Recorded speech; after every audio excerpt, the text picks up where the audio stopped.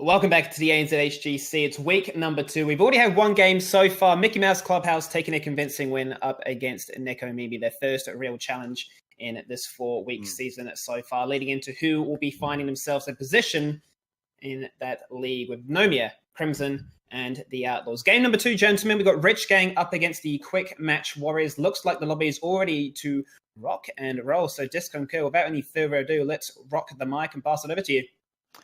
Oh, that's it. I'm so excited for this one. So this is a not as exciting as the last game, just because it's not top position being played here. But we are going to Infernal Shrines, which I'd have to say is probably the official ANZ Heroes of the Storm map. It is one of those maps that is quite popular. It's rather balanced. There's a lot of different ways that you can play around it. There's quite a decent variety when it comes to the draft potentials. So you can see some interesting things, interesting strategies, but we are getting into the draft. We probably will see the standard Genji, Hanzo, Greymane filling out a lot of the top end of the draft, but we'll just have to wait and see if some of these teams have something extra up their sleeve. You don't think we're going to see an early Alex Straza? Because Alex Straza actually performs really well on this map. Obviously, her dragon form is so powerful on the objectives. So there's a potential maybe early pick up on Alex Straza. Yeah, she does have a lot more priority on this map than she does on pretty much any other map. But I feel as though those top tier DPS is what you really, really want from those higher picks. You can sync if you're on, say, second pick, you can use one of those two first picks that you have on the Alex Straza and also pick up another as well, because if you're picking up the Alex Straza with that very first pick, you do tend to give up a little bit in the draft. All I can say right now is Mada, not in this map. We've got the Shimada brothers are just not having any. They're just not having any of it when it comes to the Shimadas, but that does give away the Greymane as the first pick, so that's going to be a very strong hero on the red side. We'll just have to wait and see what is going to be the response. An interesting thing was I was watching the HGC China last night, and they actually picked up quite an early Diva to bring onto the Infernal Shrines. Of course, Diva can knock out enemy heroes out of the objective zone and kind of, allow the team to sort of like gang up on them and get a sneaky kill. But of course, the self-destruct into the objective itself, well, not only do you zone and the enemy either has to leave and not get damaged, or they could even get damaged inside it. And the reason I highlight that is because the Diva play is actually something that's an ANZ bred maneuver there, as highlighted by Nomia last year. Yeah, we kind of... I want to say we put it on the map, but that's probably going a bit far. But you are correct that this is one of the maps where she can get a bit of value out of a lot of her kit. It's usually this map, Infernal Shrines or Cursed Hollow, where you have a lot of choke points where you can catch people out with those self-destructs. I wouldn't be surprised if we don't see it here. There are some of the other picks that kind of do her job but better on the table. Yeah, that's it. Exactly. Like a good pickup there on Gul'dan and Dahaka, both great at capturing objective. And we know within Infernal Shrines, there's a tendency to sort of have 2 lanes sort of being soaked here, right? You could have a solo laner and either the three mid, 1 bot, or even a 4-man rotation. If Dahaka gives you that global presence on the map, which means he can sit there, soak the lane, and then when needed for the objective, rotate to it, or even just hang out in the lane the entire time if he's not needed. So it gives a bit of options there. And if the Rich Gang picks up someone like Falstad, that's double globals. So they could literally have 2 lanes being soaked all the time unless they're needed. Yeah, that is a potential to go for. The double global has been... It kind of comes and goes when it comes to the meta. The Falstad as a pick kind of fell off when Genji started coming in, and the dive was very good at punishing such a squishy target that kind of... He wants to be applying pressure, and he overextends himself just naturally from that playstyle, and is very susceptible to the kind of dive that a Genji or a Zeratul very much preys upon. But now that Zeratul isn't really the highest priority of picks. He can come in here and there. It's more from NA and Glaurung specifically, you will see a Zeratul, but the Genji being banned so consistently, it does leave the door open a little bit for the Falstad to come in. And as you mentioned, alongside that Dahak, having that double global, it could potentially give Rich Gang some very strong macro avenues to try and play the map in that way. Just really spire out an early game lead. And like I said, they're always there. If you look at this map, there are vents everywhere, brushes and vents for Dahaka to get really good use out of. So, pairing Dahaka up with Falstad, I feel it's not a bad idea because you have two reliable globals on this map. Of course, if they did do that, they haven't banned out Zeratul, so they're probably not picking up Falstad, dropping a Nubarak out. There's still a main tank on the side of who are they? The Rich Gang? Rich Gang are on blue, and yes, they will be needing that main tank. There is still some options on the board. With the Nubarak taken away, that is usually a good option into the Lucio, because with the amount of crowd control that he has, he can... Yeah. It's very hard for Lucio to get off a successful sound barrier when there is an Nubarak within the general vicinity. It's just so hard for him to get that when you have Impale, you have the Burrow Charge, you have the Cocoon, and it can make Lucio's life a little bit rough, but it is going to be the EGC that's going to be picked up. Still a very solid front liner, can kind of do it all. He's not as durable as he once was, but with the amount of crowd control he can bring to the table, he's always going to be a valuable pick. Well, ETC is he's just one of the best at the moment, right? He's just one of the best. He gives you the options. He's got the mosh pit. He's got the he could stage dive. He could go the global himself as well, and just add even more value there. And Rhaegar is another great top pick at the moment. That's going to really drop a lot of pressure from the Greymane, potentially diving on the Gul'dan in the backline. Have a Greymane like a horse. Greymane. With Greymane diving, he's going to have to look at his targets and go, gee, maybe I need to focus the Rhaegar. And the Rhaegar can obviously sit in a much safer position behind the Dahaka or ETC. So it does open up a bit of freedom now for Gul'dan. And obviously, if Gul'dan does get into trouble, Ancestral Heal's going to be there to keep him up. It's a beautiful story. Just looking at both lineups right now, two more heroes need to be picked up on the side of Quick Match Warriors. I am preferring the Rich Gang. They just have a better poke onto the objective at the moment. Greymane is great, but once he has gone to the wolf form, he's kind of dedicated to the Malay fight. And I think that's where he's going to run into a lot of trouble against the ETC, against the Dahaka, against the Gul'dan. So he's just going to be throwing gas potions everywhere. I guess you could say Greymane's going to be a little bit scared in that regard. Oh, Jaina and Malfuel! What is this? What is this? I was expecting a Sonya because Sonya has been banned out. But I love that. The Malfuel, what a great play up against the Dahaka and the ETC. That's really going to punish that such a strong front line now, especially on the points. And Jaina to lock them all in place, GL. Turn it into icy. Jaina is like an ice cream truck. And Malfuel is going to be a little child as he runs up to get his ETC and Dahaka popsicles as she locks them down in place. This is great.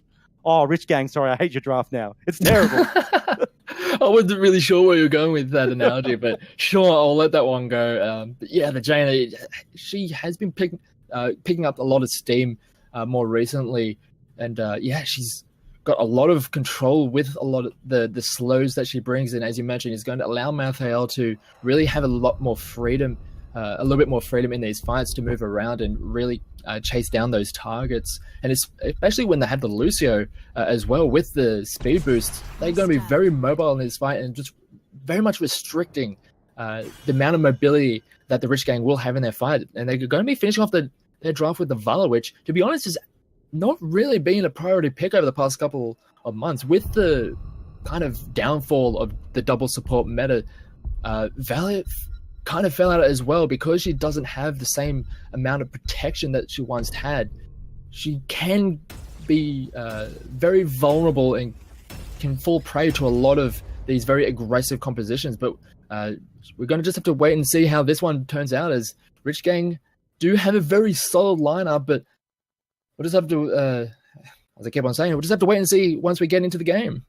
Yeah, it's an interesting pick to Val there, especially when Cassie is on the board. She can drop the blinds. They can obviously interrupt the Lucio and Greymane, even Malfield to extent going and getting some damage done. But the Valor is going to be able to stun those targets. So maybe that's the play there. When Malfield goes in after the Jaina, Valor can drop a Rain of Vengeance. Or maybe they're looking for the ETC mosh pit and go, hey, let's just take strafe and just get a whole bunch of arrows inside people. I don't know. Let's check it out. It is Fesh on Valor, so it's looking good. But here we are, guys. We're loading in to Infernal Shrines on the blue side. It is the one and only Rich Gang with a booty poop on ETC. We got Fairy on Rhaegar, Jim Jam on Gul'dan. Fesh is the Valor, the hero of moment, and Deuces is playing Dahaka. And on the red side, we have the QM Warriors. We have Tommy on the Jaina, Ivaliu on the Lucio, Madhax on Greymane, Leica on the Muradin, and Cerily is on the Malthael. All right, so we are getting into this game. We'll have to see who gets the first little bits of advantage. It looks like the Rich Gang, they're not just walking straight out into the lane, very much expecting a lot of presence coming out, but they do manage to get a nice stun combination down onto the Muradin. He does try to get his way out of there, and he will manage to escape with the help of that support of the Lucio. Very close there, but does manage to get out of there in the end. Yes, now that wasn't a very good opening for Quick Match Warriors, even though they didn't lose a member. It does look pretty dangerous. We'll see the 4-man rotation right now coming out from our Rich Gang, going between the bot and mid lane. This is really important. I mean, there's not much to Infernal Shrines right now. It's back and forth, just trying to keep those lanes pushed in the top and bottom. It's an interesting play here from Quick Match Warriors, putting Jaina in the bot by herself. It's asking to be rotated onto by Rich Gang. Tommy has backed out, so there's good coordination, good communication there amongst the team. But, I mean, they're coming through fog there, GL. That's death central right there. Yeah, it is rather dangerous to put yourself out on the limb there, but we do have both teams taking those... Oh no, Leica, he's in the same situation. This is almost a replay of the game. They didn't have the same level of follow-up as the Rich Gang had on that first attempt. So Leica is going to be able to jump out of there. But as we're seeing so far in this game, the advantage is going a little bit in favor. Oh, actually, on the bottom side, we do have Jim Jam getting caught out. Leica turning it around is going to get the first kill of the game in favor of the QM Warriors. Gee, that was a little bit dangerous there from Jim Jam. What you're doing out? Fesh actually looks like getting punished there. Madhax going in. You see Lucio doing the same thing. A lot of damage, has to back out. But that's a little bit of the danger there behind Valor. That was Cassia. Her armor would have kicked in when she was moving away, and she would have taken considerably less damage from the assault. Doesn't mind, though, still alive. Leica's coming in. It's the stun, gets on Fesh. Doesn't, but he may still connect. Leica jumps in, trying to body block. They won't make it. Jim Jam's reappeared. The corruption's gone down. He's trying to pump out the damage. Booty's coming in. He connects to the Lucio. No problem. Wall ride to safety. Doesn't matter. Comes back in, pushing ETC against the wall. Tommy's coming in now. Gets a nice ice shot out. ETC claims the victory kill, however, and right on the spawn of an objective. Now it is early game, luckily on the side of Rich Gang, so ETC will be back up and alive. But, oh man, that's got to be a little bit of a morale boost for the Quick Match boys. Yeah, they've got a pretty good start on their hands, and this is allowing them to be a little bit more proactive around the map. We see them taking this hard camp on the Shaman camp, and it doesn't look like there's going to be any response coming out of the Rich Gang, so that is going to be a point of pressure to work with while this shrine is active. It is going to be in the center, and it is going to be a Frost Punisher, so it's not the most deadly, but it is one of those Punishers that can set up a lot of plays. Looks in the first one right now. No vision at the moment in the mid lane for the team, which means Greymane could just come through the fog. He's throwing out the cocktails right now, pushing back the blue team. They do have to back out here. They are soaking 3 lanes, however. So the Quick Match Warriors are very committed here. A lot of damage on Fed. Leica jumps over, connects with ETC. Nice body block there. So I think it was just luck more than anything else. The red team will easily pick up the middle lane objective for the moment. Really nice play here. Rich Gang cleaning up the mid lane, covering up the shadow. Leica jumps to safety. Booty's trying to go in, looking for a target. Slowly push out Malfio and Lucio. Blue have reclaimed the objective. There's enough time that they should be able to come back and claim this for themselves. Red team going to the final game. Lovely ETC slide go in. Deuces gets onto Mad Hack, locks him down, jumped after, trying on the fairy. Damage going out. The Frozen Punish is picked up on the Rich Gang. Rich Gang is rich right now, but they did lose ETC in the process, which means they do have to back away for the moment while Dahaka rotates up to the top lane to Zoke. Distractions all around, but this is going to give them 3 lanes of Zoke GL. They're going to slowly pull ahead while Fesh and it looks like Fairy pick up their siege camp on the side of a quick match. Yeah, great win there, but it looks like Luck is actually going to jump over, just using the position and not the knowledge that the rest of the team might be there, but it just gets taken out. The rest of the team is just not really on the same page, and Luck is just going to fall for pretty much nothing, and they end up losing the camp for it. So Rich Gang are starting to pick up some advantages here and there. It looked like the QM Warriors were in a pretty good position, but they're just kind of stumbling a little bit. There's a little bit of miscommunication, some missed synergies here and there, and it's starting to get a little bit out of their hands. They're a level behind. This is pretty good pressure coming out from the Rich Gang. Even with the losing of ETC just then, whenever you get a Punisher, it always relates in an experience boost, because you can either soak lanes much more effectively than the enemy team, or you can push with the Punisher and claim experience through lane pressure. On the top side, Tommy is taking a lot of damage from the Dahaka, but here we have the Malthael here to help out. So low!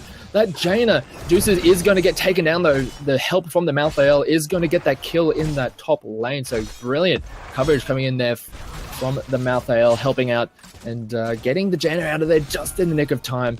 Nice pick up there for the QM Warriors. Yeah, it's a kill they really needed to help boost them back up. They're now in a little bit of a more of an equal running to get level 10. Experience-wise on the board, I think it's a little bit of a safer positioning for Rich Gang to definitely hit level 10 first, as in they can clear their way from quite safety. That's going to be a concern for Quick Match if they're caught out. We do have a objective in the midst of spawning, so the Rich Gang are picking up a mercenary camp to push into that top lane. Also, top lane happens to be the objective one. Look at the bottom lane, GL. What's going on down here? Yeah, they're just realizing that a lot of the members were on the top side for the Rich Gang, so they're just pushing down towers as much as they can, trying to recoup some of the experience losses that they got, and they are at level 10 now. So the amount of time that Rich Gang had where they had the heroic advantage was so minuscule that they were not able to get really any advantage out of it. So now we have heroics on both sides, and we could very well see a fight coming in. It's like it takes a lot of damage from the members of Rich Gang, and it's going to be forced to jump away as they deal with the Shaman camp. You know, look, Dahak has been in the bottom lane the entire time here. The distraction of Quick Match Warrior right now is so strong. They're giving chase on right now to the blue team, and no death. Dahake, can he get that fortification in time before the objective spawns, or is he going to be a little bit late? He's had to back out now, not looking to add any damage. He's scared of it. Do you think Deuce is scared of a rotation at the moment? Very much so. I think they've got word that they don't have vision on the rest of the members of the QM Warriors, so just better to be safe than sorry when it comes to those kinds of situations, because that is one of the options that you can go with. You want to go to the global to try and punish the global for overextending, and then working that into advantages elsewhere on the map. But we do have all members on the table. We do have just a half level lead in favor of the Rich Gang, as we do have this next shrine. It is a Molten Infernal on the top side of the map, and it looks like they do get a nice gun down on the Jim Jam. They do lock them down as the Great Horrifier is going to get used, and they do manage to eliminate the Murder right off the bat. It is going to be a good mosh pit to keep Jim Jam alive, and two had fallen down on the side of the QM Warriors. They tried to get the play to work, but they just were not able to finish anyone off, and that is going to be a third, and this is an emphatic victory coming out for Rich Gang. That was just a little bit of a desperation there. You can see that the Quick Match Warriors really overextended in that situation, and they got heavily punished for it. They did kind of have control of the lane in the sense that their mercenaries were pushing about mid, but they didn't really have vision of that back area, and I think that really cost them. They needed to wait before they had vision and engage the enemy team more through the fog of war, surprising them as opposed to engaging them in the open. It was a good attempt, but it just didn't pay off. And you know what? You can't say anything more, but they're about to get punished, literally and figuratively. Yeah, and with the front wall taken down, it's very hard for the QM Warriors to actually get in and defend against this Punisher. They have to retreat all the way back to their keep to where they can actually drag the Punisher into a defendable position, but this is giving so much pressure over to the side of the Rich Gang. You see, they're just taking down these towers and just ballooning this experience lead, and it's going to take a little bit of effort for the Korean Warriors to actually get back in. There's a nice Storm Bolt does manage to land onto Booty Pop, but there's no follow-up. Now it's just going back to the usual battle stations with Deuces on the bottom side, just doing so much work with this global pressure, and there's just not really much of an answer coming out from the Korean Warriors as of yet. Yeah, they know that the Quick Warriors have to soak experience of 13 if they really think about re-engaging. And so Rich Gang is just taking full advantage of that. Mercs in the mid lane on the enemy side. They're going to take the bottom fortification while that goes on. Again, this is what we saw in the last game where, like, Quick Match Warriors are playing the game Rich Gang wants them to play. Exactly. They're not quite chasing the Dahaka, but they're not punishing the Dahaka for any mistakes either. Except there was that one earlier instance. They need to keep doing that, but they're just not doing it. It is a little bit rough. They want to be able to make a proactive play, and it looks like we're trying to get something going here, but Booty Pop is going to be able to slide his way out of there, as they're just not able to pick out any of these targets. They want to get some member overextended, but they're just not able to do it just yet. It looks like they're trying to get in onto Fesh and Fairy, as the Stormbolt does miss, and a great Horrify, and it looks like they want to turn it around as Mad Hax does manage to disengage from the fight as he manages to live on just a little bit. Oh, a great face meld, locks down the Muradin, and they pick up the kill. A brilliant move coming out from Booty Pop. Oh, that was impressive, to say the least. Oh, I love the fact that you can manipulate Muradin in the air these days. And that's just like secures that fortification so much. It's pretty much just like when playing basketball, someone throws the ball up, you just slam it down. It's like, no, you are not getting that basket. You are not getting out of here, and just slamming it back in their face. And that's essentially what Booty Pop did in that moment to that Muradin. Booty Pop played a little bit of Dwarven Rock and brought Muradin back to earth. He is back into the Fey now, so it should be... Oh, a nice little delay here. If Lucio kind of detected more what Deuces was doing, that could have been a little bit of, not disaster, but a little bit of a sneaky grab. However, it is Lucio. He's not really geared up to fight. If Dahaka had friends, well, you know, Lucio's gonna receive a bit of a kiss with the tongue and teeth from Dahaka. So, come here, gorgeous. I got some friends for you to meet. Ooh, Tommy does manage to get out of there in a nick of time, and they kind of need all hands on deck for this defense. They pushed very far on the bottom side, all the way to the keep, Rich Gang. So that has exposed a keep in the base of the Q and Warriors. That's going to be another avenue that, depending on where the spawns of these Punishers is going to be, could potentially just end the game. But it is going to be in the mid lane, the area that still the most protected on the side of the Korean Warriors. But that's not really saying much when a lot of your base has been pretty much gutted. Yeah, you've got to respond to the Haka sitting in the top lane, sending down waves and waves of minions. The bottom lane's almost pushed in as well. And behind growing this Punisher, right? We could see them pick up the Punisher, push the Punisher to the middle keep, and then rotate down in the bottom and take the keep out. Get 2 keeps for the price of 1. And if you're Quick Match Warriors, what do you do against this level deficit? It is very difficult to pretty much muster up the courage to go into a fight being down this many levels, but to be honest, they kind of need to. The next opportunity, this is probably going to be the best opportunity that they can get to have even close to a... Or Fairy doesn't actually get that. But yeah, this is probably the closest they can get to an even fight before the Rich Gang are able to get to level 20, get their Storm Clans, and then it is very much out of reach. Did you say an even fight, GL? Did you just say an even fight? As close to an even fight as you could get with this much of a deficit, but they're just stuck in defense. This Arcane Punisher is doing so much work, just tearing through a lot of the HP bars, and Rich Gang, they're just moving in. They're not even scared of what could come in on... as the Punisher just slams. The Horrify does lock down so many members as they aren't actually going to trade some kills. The EDC does fall, but 2 are down on the side of the Huron Warriors. They are going to be able to take down that keep. and then back away as Fetch is going very far forward as the a great Ancestral going to keep that Valor alive, and they do manage to pick up the Grey Man, and this could very well dispel the very much the end for the QM Warriors in this game. Oh, and then just Jim Jam Teferi. Hey, it's an open core. Yeah, they're on the core right now, damaging it rapidly. There's really no one. Tommy and Lucio do nothing to defend the core right now. We're going to see Rich Gang continue their onslaught in preseason, also gaining, I believe, the full amount of points, because they I believe they won their first round tonight, round 5 game as well. So they're up to 5 wins. Yeah, because I believe they had a bye last week in one of the rounds, so I think they had a bye, did they?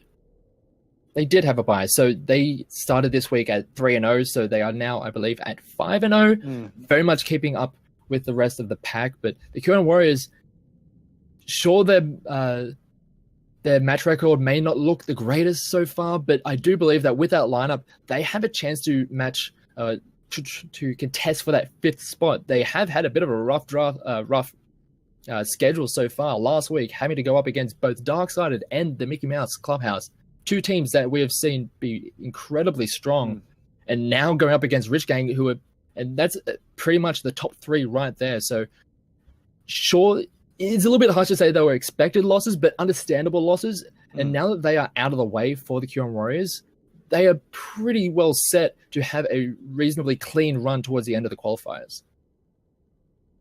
Well, we'll see what goes with the Quick Match Warriors.